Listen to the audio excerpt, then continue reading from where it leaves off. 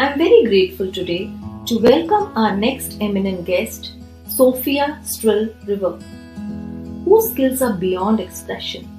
She is a spiritual teacher and a writer who promotes inner healing, peace, and universal responsibility. She has authored 3 books with Dalai Lama, including his memoir, My Spiritual Autobiography, in 2009. She is a graduate of Indian Studies from the University of Paris. She traveled to the United States, then to India, where she studied Kala Chakra with Tibetan masters. She received teachings from an Indian Pandit at the Central University of Tibetan Studies in Sarnath and from Tibetan Lama at Kirti Monastery in Dharamshala. In 2016, she co-wrote with Vakya Rinpoche The Meditation Saved Me, story of healing from gangrene of the foot through meditation and mantras. A specialist in mantra therapy, she gives recitals of sacred mantras. In 2017, she published Make the Revolution, the Dalai Lama's appeal to youth, translated into English under the title A Call for Revolution. A Vision for the Future, a manifesto by Dalai Lama on the future of the world. A call to put in place solutions for our chaotic and divided times. She is co-founder of Better We, Better World and initiated Be the Love You Want to See in the World. It echoes Mahatma Gandhi's Be the Change You Want to See in the World. She lectured at the United Nations in Geneva on universal responsibility in November 2017 and February 2020. So please welcome Sofia Strill Rever from France.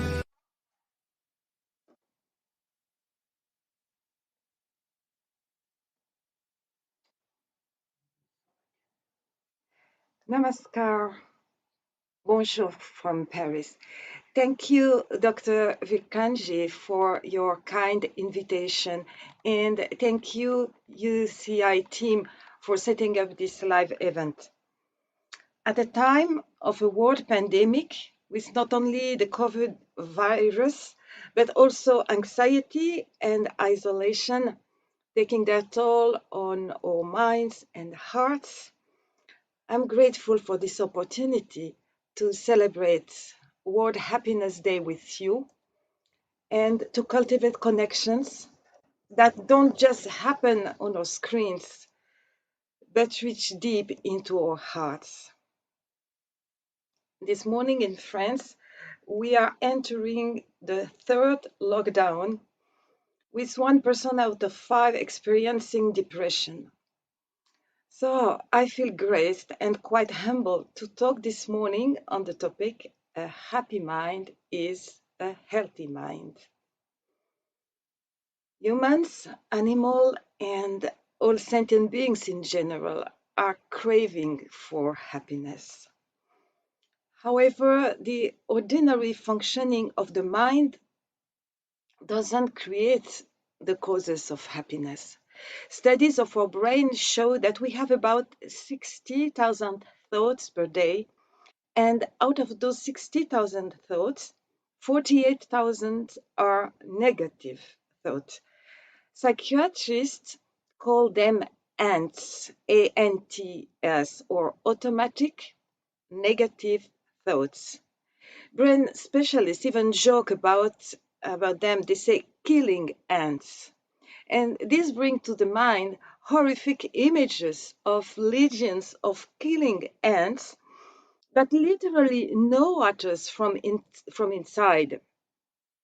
And you may find it hard to believe you host so many ants in your brain. 48,000 automatic negative thoughts a day represent 80% of your daily mental processes. It amounts to 2,000, an average of 2,000 ants an hour. And this is 33 ants visiting you every minute, able to ruin your day and throw you off balance.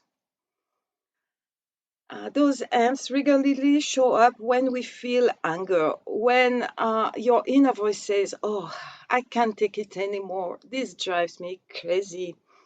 Or "I'm tired of being worked on all the day." Or when we are in doubt and say internally, "I'm never going to be able to make it. It's too difficult." Or "I certainly displease this person. I notice it in his facial expression," etc. Neuroscience tells us where these automatic negative thoughts come from. Ants originate in the left hemisphere of our brain. Our brain, as we know it, is made up of two hemispheres, and even though it's a highly integrated system, its two parts have distinct procedures. The left hemisphere is logical and practical. It organizes, it stages and controls, and it also activates the sympathetic nervous system linked to the reptilian brain and primal emotions such as fear, anger, and aggression or hatred. As for the right hemisphere, it manages the creativity and imagination, activating the parasympathetic nervous system, which calms down the agitation of the primary emotions, reinforced by the ants. It's worth noticing that our brain does not differentiate between reality and fiction. Fear, for instance, can be caused by a real danger or just by the imagination or the anticipation of this danger.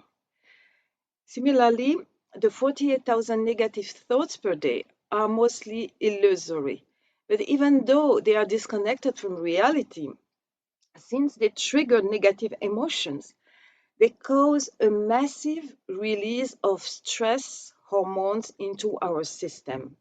And this ruins our vital need to be happy, and it threatens our health because stress hormones increase blood pressure, they raise the risk of heart attack and reduce the immune system response. They also create emotional disturbances, depression, and anxiety, ending up with a sense of despair. Behavioral and cognitive therapies prove effective in gradually reducing those automatic negative thoughts while increasing positive thoughts. They train to identify when a negative thought comes up and to instantly counter it with positive, happy thinking. This type of emotional hygiene is considered today as important as physical hygiene. However, it treats only the external symptoms of unhappiness in the brain, but not the internal causes in the mind.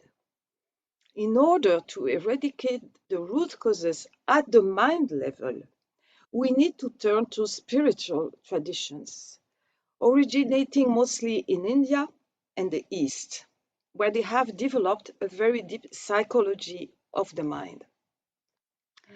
According to those spiritual traditions, ants are like clouds in the sky. If you replace them with positive thoughts, you will certainly feel happier, since your brain will produce wellness hormones. However, positive thoughts are still mental fabrications. Even though they may be pleasant, they are clouds veiling the unfabricated essence of the mind. With clouds still there, your happiness won't be lasting, as you haven't eradicated the root causes of suffering.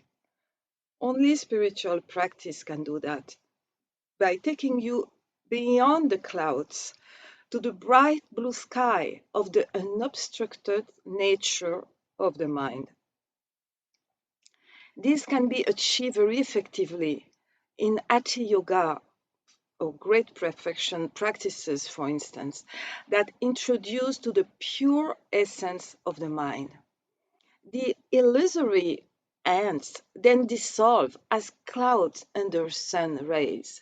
According to Hatha Yoga masters of the past, the crucial issue is whether or not awareness is recognized for what it is. When this basic, pristine awareness isn't recognized, the world is viewed as a set of external objects separate from the perceiving subject. And this is the basic ignorance at the core of the suffering in which we are trapped.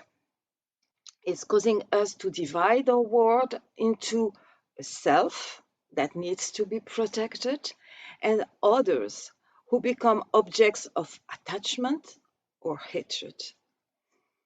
However, with the recognition of the very nature of the mind comes the recognition of its fundamental loving kindness, manifested through love and altruism, which are the basis of a lasting happiness. If you Google the happiest person in the world, a name will pop up. The name of Mathieu Ricard. I trust most of you know who Mathieu Ricard is, an eminent scientist and a Tibetan Buddhist monk, originally from France, translator and student of the Dalai Lama. Mathieu Ricard has released and written extensively about happiness. In order to be happy, he advises us to be kind, which contributes to make not only ourselves happy, but also others around us. Everyone has the ability to cultivate a happy mind because there is a potential for goodness and kindness in every one of us. We just need to train our mind through meditation because thanks to brain plasticity, loving kindness is a skill that can be developed. Isn't this great news? By grasping our full potential of love, we can harness our inner power and manifest a more harmonious, happier reality, paving the way for a global shift in the emotional, spiritual, and physical well-being of humankind. A happy mind is a healthy mind in a happy and healthy body and in a happy and healthy community. Hatha Yoga masters promise that simply by turning our mind towards the view of its loving and luminous essence, we know how to transform all life difficulties into the path. I was inspired by the Hatha Yoga teaching and created the Be the Love protocol of meditation, inspired by the tradition of Hatha Yoga combined with neuroscience and deep ecology. Transforming oneself to transform the world is no utopia, it's a pragmatic bias. As I was wondering what Mahatma Gandhi meant when he said, be the change you want to see in the world, it dawned upon me in 2018 that the radical change we need is to infuse our mindset with the energy of love. And so I adapted Gandhiji's sentence by saying, be the love you want to see in the world. Since love sees the happiness of others as essential to one's own, on this World Happiness Day, I would like to say as well, be the happiness you want to see in the world. Thanks for allowing me to share these thoughts with you, and I wish you all to experience the bliss of true love and lasting happiness. Thank you.